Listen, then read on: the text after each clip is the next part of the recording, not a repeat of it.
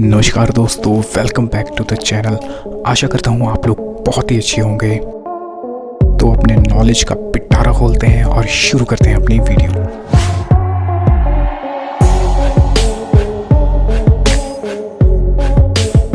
Number 1, 2017 में government ने service tax और वैट को इंडिया से ख़त्म कर दिया था और उसकी जगह जीएसटी लेकर आ गए थे।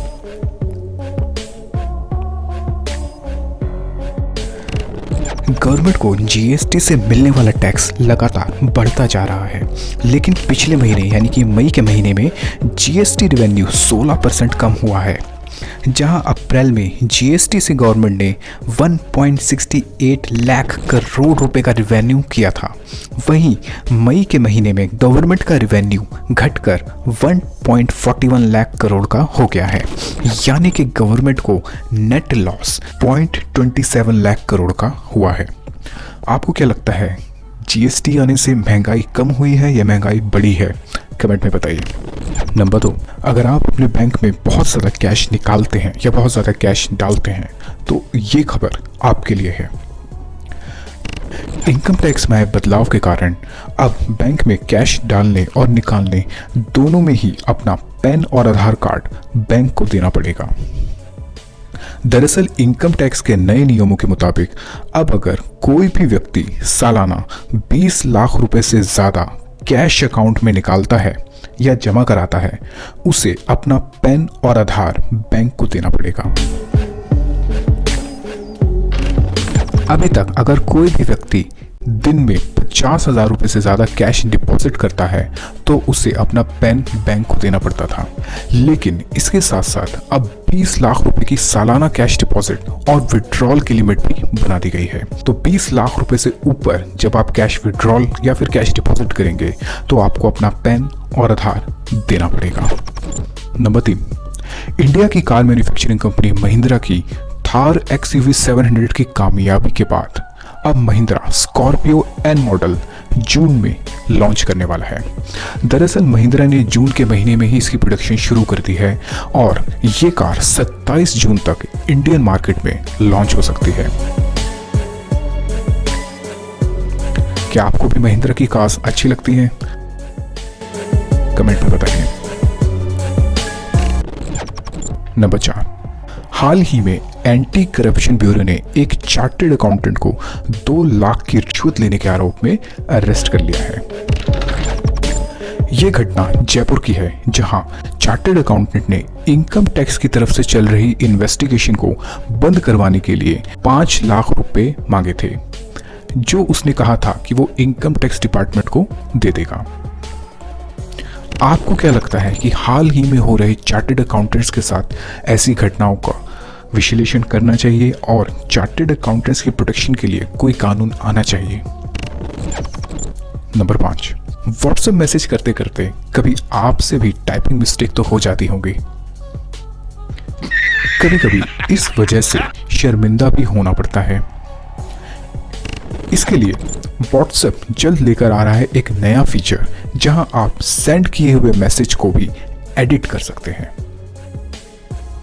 व्हाट्सएप एडिट बटन के फीचर पे काम कर रहा है, जिससे यूजर सेंड मैसेजेस को भी एडिट कर सकता है। नंबर 6, हमारे प्यारे जैक स्पैरो यानी कि जॉनी डेप और उनकी एक्स वाइफ एम्बर हर्ड के केस का फैसला आ गया है।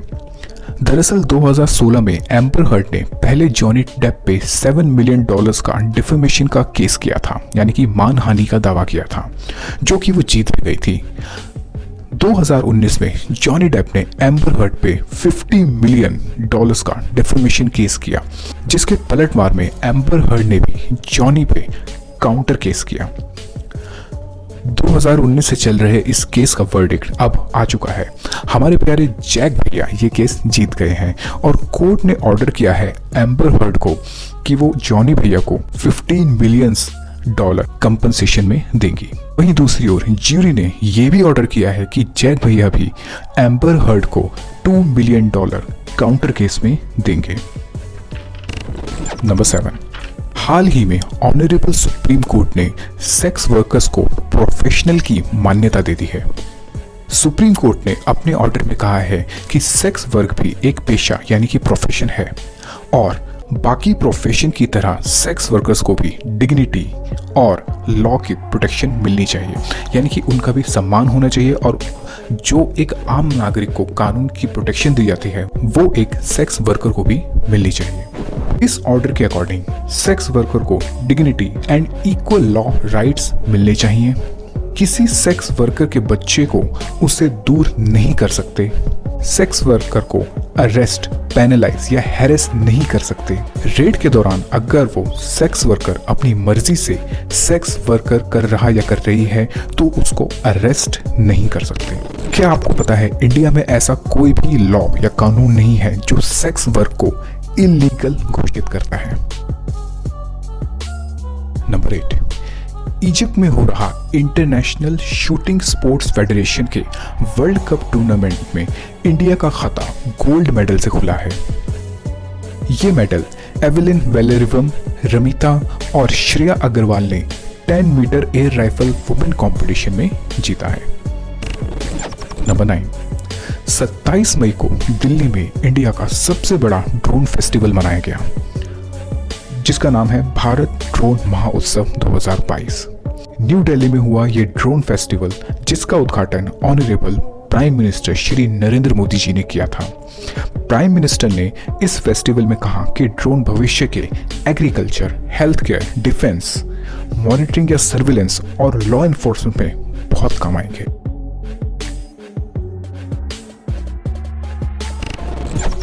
आपको क्या लगता है कि ड्रोन से और क्या क्या चीजें करी जा सकती है?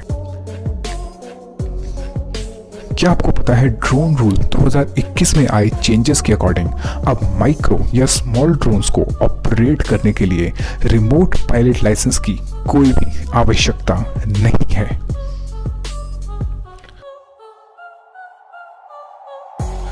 नंबर 10, क्या हो अगर आप दोस्तों के साथ एंजॉय कर रहे हो और बियर खत्म हो जाए? आप अपना मोबाइल उठाएं और मोबाइल से ऑनलाइन बियर ऑर्डर करें और 10 मिनट में ठंडी ठंडी बियर आपके घर पे डिलीवर हो जाए।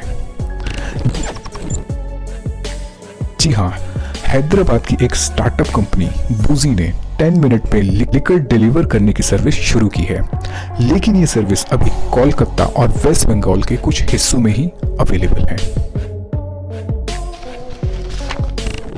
नंबर 11, मोटोरोला कंपनी ने अपना नया फोन E32s 2 जून को लॉन्च किया है। इस मोबाइल का बेस प्राइस लगभग 9,500 के करीब होगा। ये मोबाइल 2 वेरिएंट में अवेलेबल है। पहला 3 GB रैम के साथ 32 GB स्टोरेज और दूसरा मॉडल 4 GB रैम के साथ 64 GB स्टोरेज। तो वीडियो अगर अच्छी लगी और नॉलेजेबल लगी है तो अपने दोस्तों के साथ इसको ज़रूर शेयर कीजिए और ऐसे ही और मज़ेदार खबरें और वीडियोस देखने के लिए चैनल को सब्सक्राइब करिए। मैं मिलता हूँ आपसे अगली वीडियो में, तब तक के लिए बाय बाय, टेक केयर और जय हिंद।